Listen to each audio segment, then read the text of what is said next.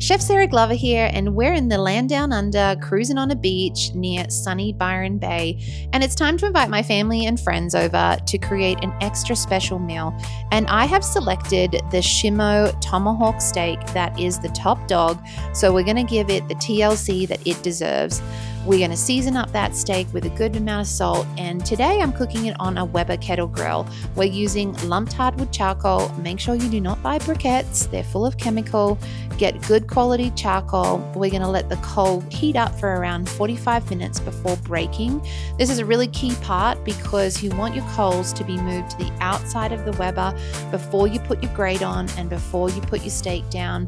The reason being is Wagyu is so full of fat and flavor that if that fat drips down to the coal below, it's going to create a fire and you're just going to burn the outside of your meat before it cooks properly.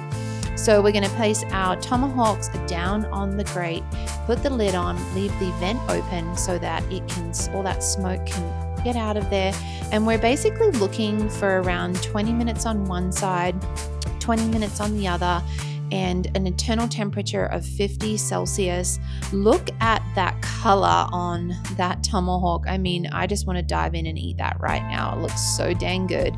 The reason we leave a bone on the tomahawk is that bones have flavor in it, and it also looks really cool while it's cooking as well. That flavor makes for a sneaky little delicious taste, and you are going to want to fight your friends and family over that. Another hack, when I'm making a chimmichurri, which is the sauce we're going to add with our steak, I like to smoke my chilies first just to add a little bit of extra flavor in there. I've pre-made my chimichurri. It's nice to let it sit for at least 30 minutes before adding your chilies into it. The reason being is you want all that flavor to seep into your chimmy. Now, once your steak is cooked and rested, you want to give it a good 15 minutes to rest. We're going to slice it up, serve it with more sea salt and that chimichurri. I'm going to leave the recipes below. Happy cooking!